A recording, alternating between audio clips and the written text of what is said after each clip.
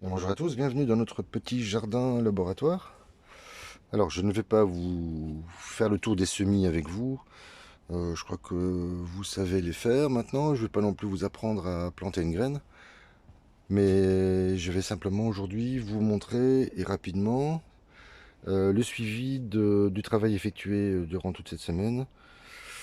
Malgré le froid, la pluie et le vent, c'est-à-dire la réalisation de mini-serres. Mais elles sont à l'extérieur, on va les voir tout de suite. Mais simplement, je voulais vous montrer le résultat du nourrissage de ce persil avec un azote à 15% dilué par 10. Donc une dose d'azote pour 9 doses d'eau. Et comme j'ai pu observer que la reprise s'effectuait rapidement, eh bien, j'ai finalement rassemblé tous les pots comment dire, et je les nourris de la même manière. J'avais gardé 4 plants test, mais voilà, finalement, je suis assez satisfait du premier résultat. Je voulais également revenir sur le mélange que j'utilise pour mes semis. Vous vous souvenez, hein, 30% de terreau, 30% de tourbe et 30% de compost maison tamisé, auquel je vous disais pardon, de rajouter 10% d'amour, mais vous pouvez également rajouter 10% de cendre si vous en possédez. Ça permet de limiter la présence des actinobactères et de réduire ainsi les possibles fontes de semis, ce qui arrive régulièrement. Et troisième point sur lequel je reviens, vous vous souvenez que je vous disais que en cette période de fin janvier, début février, grâce au grand récollement qu'organisent les magasins pour leur période de solde, eh bien, j'ai pu récupérer ces 3 produits d'une marque connue, hein, allemande, relativement de bonne qualité. Je ne sais pas si vous devinez le prix, ça c'est un 12 litres. Là-bas j'ai un 5 litres. Ici j'ai un demi-litre. Il y a pour 140 euros de produits et ça m'a coûté 32 euros. Donc voilà, faites comme moi, hein. Rendez-vous dans les faillites, dans les magasins qui organisent de super promotions en cette période. Et ça vous permet de vous outiller pour toute la saison. Alors, je poursuis rapidement. Donc, la construction de ces mini-serres, enfin, je ne sais pas très bien comment les appeler, hein, c'est plutôt des mini-serres chapelles, vous voyez, comme celle-ci, que je réalise avec du matériel de récupération, hein. Je récupère des bâches comme celle-ci qui servent à entourer des palettes dans un grand magasin. J'ai la chance de pouvoir en récupérer à partir de là, avec des flexibles électriques, avec des lattes que je récupère dans un magasin chez comment dire, un vendeur de bois. C'est le bois qu'on sert pour mettre un intercalaire entre les planches. Et donc je les récupère. Il y en a de différentes couleurs parce qu'elles ont, comment dire, elles ont reçu des bains différents. Celles-ci sont effumigées par exemple. Celles en jaune, non, celle en jaune c'est contre le feu. Celle en vert c'est contre l'eau. Et celles comme celle-ci, elles sont autoclaves. C'est-à-dire elles ont passé dans un bain de vapeur à 800 degrés de mémoire et elles peuvent résister ainsi bien plus longtemps. Alors vous allez voir différents modèles. Allez, je vais faire le tour avec vous rapidement. Vous voyez, celle-ci, j'ai décidé de leur faire une jupe, donc je coupe le plastique. Je laisse une plus grande partie de plastique pour protéger ainsi la palette dans l'espoir de... Enfin la palette, le réhausse palette qui me sert de carré potager dans l'espoir de les préserver un peu plus longtemps des intempéries. Ils sont donc réalisés avec un cadre en bois. C'est du bois aussi que je récupère. Ça, ce sont les fameuses lattes dont je viens de vous parler. Voici le flexible que j'attache avec des colsons. Et donc ce grillage qui est ici, en 2 mètres sur 1, ça coûte 3 euros, hein, pour être précis. Donc c'est le genre de mini-serre, voilà, ce n'est que de la récup.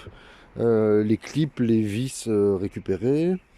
Et donc, voilà, on est à peu près, on a un tout petit peu moins de 3 euros. Ben voilà, pour faire simple, on dit 3 euros. Donc, c'est finalement la possibilité de réaliser du matériel à moindre coût. Vous voyez, comme ici également. Celle-ci protège les fraises aujourd'hui. Alors, ben, il me reste encore ce gros travail à faire qui est la réalisation de grandes planches de culture surélevées. Mais bon, nous en reparlerons dans les semaines à venir. Là, j'ai dû rapidement protéger les petits pois parce que les oiseaux ont compris que les premières fleurs apparaissaient. Et comme ils en raffolent, ils se sont mis à déjeuner soit ce matin, soit déjà hier matin, mais je l'ai observé qu'aujourd'hui.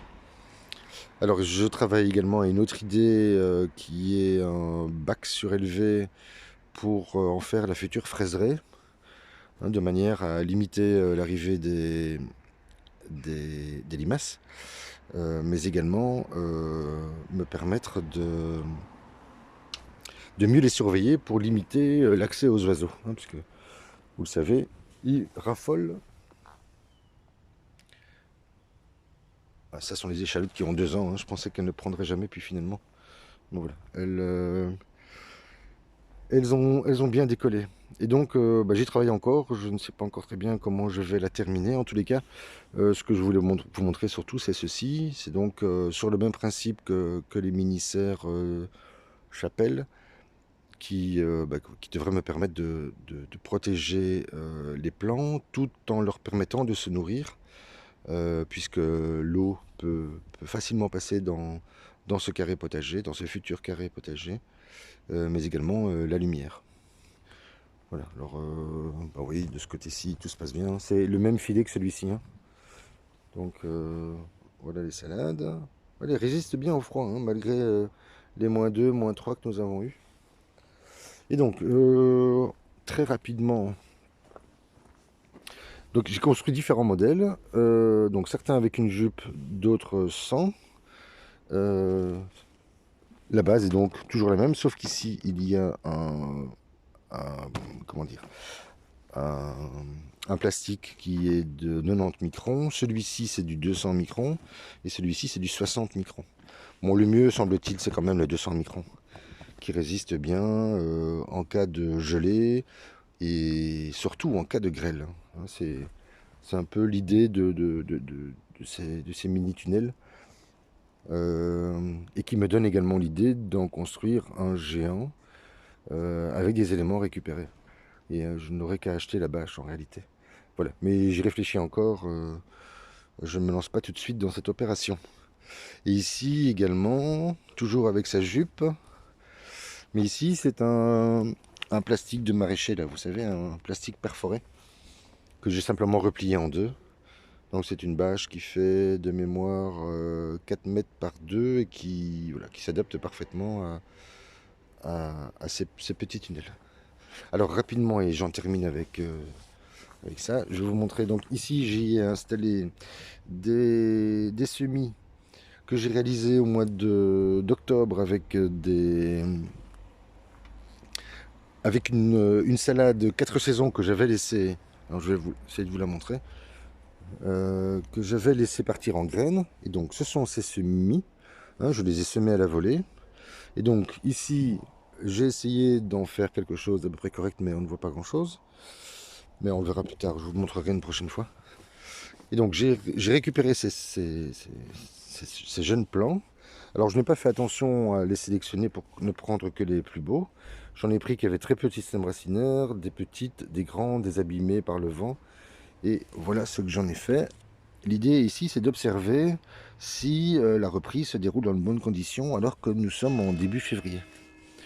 Et dans cet autre, je ne sais pas si vous vous souvenez des oignons qui n'avaient pas fière allure, eh bien, voilà, ils ont, grâce à cette protection qui permet d'avoir un peu plus de chaleur, eh bien, ils sont repartis.